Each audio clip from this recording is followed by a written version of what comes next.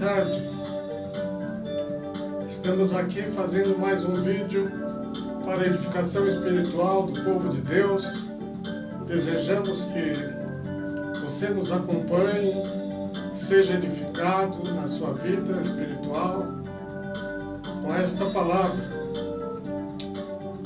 ajudando aqueles que pregam e interpretam a Bíblia.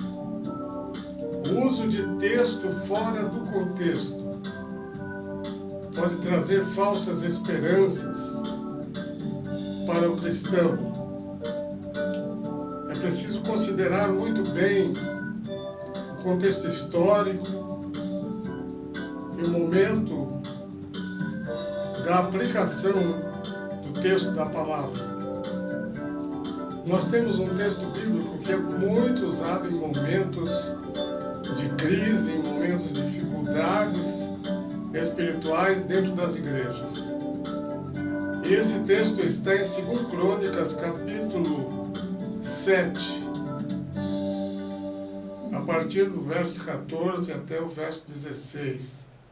Eu quero ler para você esse texto neste momento. Você tem sua Bíblia, você pode examinar também. Examine. Talvez você tenha dificuldade de entender e nem concorde com tudo aquilo que eu vou falar, mas estarei falando dentro da palavra de Deus. Portanto, nos acompanhe, fique conosco nesta hora. Eu vou ler o texto, 2 Crônicas 7, de 11 a 16. O texto diz assim: Assim Salomão acabou a casa do Senhor e a casa do rei.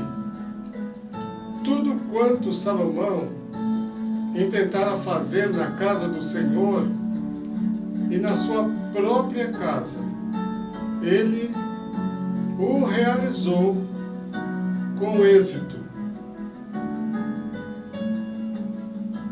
E o Senhor apareceu de noite a Salomão e lhe disse: Eu ouvi a tua oração e escolhi para mim este lugar para casa de sacrifício. Deus disse que havia escolhido aquele lugar, aquele templo maravilhoso, preparado como casa de sacrifício. E ali estaria também a arca da aliança de Deus. E Deus então vem fazendo esta promessa agora: se eu fechar o céu, de modo que não haja chuva, ou se ordenar aos gafanhotos que consumam a terra, ou se enviar a peste entre o meu povo, isto é, uma pandemia. Note bem que este versículo 13 aqui é Deus que está dizendo que Ele pode mandar estas situações para o povo. Isso aconteceria em decorrência da desobediência do povo às suas leis. Aí no verso 14, Deus diz: E se o meu povo, que se chama pelo meu nome, se humilhar e orar, e buscar a minha face, e se desviar dos seus maus caminhos, isto é, se converter, mudar de vida, então eu ouvirei do céu, perdoarei os seus pecados e sararei a sua terra. Guarde bem, a sua terra. Verso 15: Agora estarão abertos os meus olhos e atentos os meus ouvidos a oração que se fizer neste lugar, Pois agora escolhi e consagrei esta casa, para que nela esteja o meu nome para sempre. E nela estarão fixos os meus olhos e o meu coração perpetuamente. Esse texto bíblico é muito usado pelos cristãos evangélicos para buscar as bênçãos de Deus e para a nossa nação, e talvez tenha sido usado também em outros lugares. Mas nós temos usado ele fora do contexto. E Deus não tem nenhum compromisso de responder integralmente tudo isso. Vamos considerar estes aspectos. Primeiro, Deus apareceu a Salomão, rei da nação de Israel, depois de ter construído o templo de Jerusalém. Segundo, Deus falou com Salomão. Ele disse: eu ouvi a tua oração e escolhi para mim este lugar para a casa de sacrifício. Não existe nenhum lugar fora do Estado de Israel que Deus tenha dito que escolheu para a casa de sacrifício. Pode ser os melhores, maiores templos construídos fora de Israel, não tem esta promessa. Aí vem o versículo 3, que é o texto-chave deste contexto. Se tudo isso acontecer, se as coisas ficarem ruins para a nação, Deus diz assim: e se o meu povo, preste atenção, meu povo, que se chama pelo meu nome,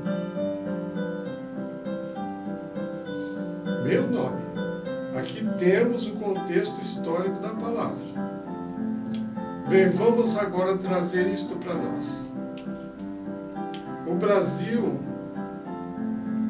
conforme as últimas pesquisas, tem 214 milhões de habitantes. Mais ou menos 156 milhões são católicos. 70 milhões de evangélicos. E o restante, outras religiões. Considerando, queridos irmãos e amigos, que dentre os católicos e evangélicos que se consideram cristãos, nós temos um número muito grande de cristãos nominais, isto é, não são autênticos. Isto é notório. Portanto, não podem ser chamados povo de Deus. Não são povo de Deus. São nominais, só tem nome de que são cristãos, até frequentam, alguns frequentam igrejas uma vez por ano, na Páscoa, ou só vão na igreja no dia de batizar um filho e nunca mais aparecem. Isso acontece tanto entre os católicos quanto aos evangélicos. Então a questão está no povo que se chama pelo nome de Deus. Deus cumpre a sua palavra. Essa promessa Deus cumprirá se o seu povo cumprir aquilo que Deus pediu. Veja, se o meu povo, que se chama pelo meu nome, que parte da promessa Deus pode cumprir e vai cumprir. mas não todas, integralmente. Ele não tem a obrigação de cumprir tudo. Deus disse: então eu ouvirei dos céus e perdoarei os seus pecados. Mas ele não pode cumprir. E sararei a tua terra. Porque essa terra não é do Senhor. Da mesma maneira que a nação de Israel é do Senhor, é o povo escolhido. O único povo do mundo que Deus escolheu, através de Abraão, Isaque e Jacó, é o povo hebreu, o povo de Israel. Independente deles hoje acreditarem ou não em Deus, é um povo escolhido. Porque essa escolha foi incondicional. O que nós temos no Brasil é um povo escolhido por Jesus Cristo e através de Jesus Cristo. Esse povo escolhido está dentro de uma nação que não é povo de Deus. Então essa promessa de sarar a nossa nação, Deus não tem a obrigação de cumprir. Sararei a sua terra, a terra do povo de Deus. E por sinal, nós cristãos, aqueles cristãos autênticos que são povo de Deus, eles não são daqui, somos peregrinos. Essa terra aqui é nossa provisoriamente. A nossa pátria está nos céus, diz a Bíblia, de onde nós aguardamos o Senhor, que nos levará e nos transformará esse corpo abatido de humilhação, para ser conforme o seu corpo glorioso. Então, a nossa terra está no céu. Esta promessa aqui do verso 15. Agora estarão abertos os meus olhos e atentos os meus ouvidos à oração que se fizer neste lugar. Qual é o lugar? Não temos nenhum lugar no Brasil que Deus colocou o seu nome. E terminando no texto bíblico, verso 16. O que Deus disse aqui, Ele não disse do Brasil, dos Estados Unidos, da Inglaterra, de Portugal, de país nenhum. Ele disse aqui no verso 16: pois agora escolhi e consagrei esta casa, para que nela esteja o meu nome para sempre. E nela estarão fixos os meus olhos e o meu coração perpetuamente. Como eu disse, não tem nenhuma casa, nenhum templo no Brasil, mais suntuoso que seja, ou mais humilde que seja, que Deus disse: coloquei aqui o meu nome. O nome dele está em nós, servos de Deus. Essa palavra também Deus não vai cumprir. O Brasil como nação, já disse, não é o povo escolhido de Deus. E seu governo é democrático, não é um governo teocrático. Deus é Senhor do mundo, mas só sobre a nação de Israel Ele governou. E mesmo quando Deus falou a Salomão que era um governo monárquico,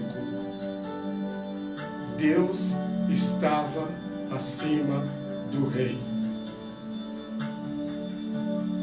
No Brasil nós temos um governo democrático, embora uma forma geral, Deus está acima de todos. Aqui no Brasil e em nenhum outro país do mundo, Deus é reconhecido como Senhor. A igreja autêntica de Jesus é a mensageira de Deus para o povo brasileiro, inclusive suas autoridades. Por isso devemos considerar esse texto dentro do seu contexto, dando uma interpretação não distorcida para trazer falsas esperanças. Continue a guardar a palavra de Deus e a cumprir os seus preceitos. Você que é povo de Deus. Deus te abençoe com esta mensagem, guarde no seu coração, medite nela. Em nome de Jesus.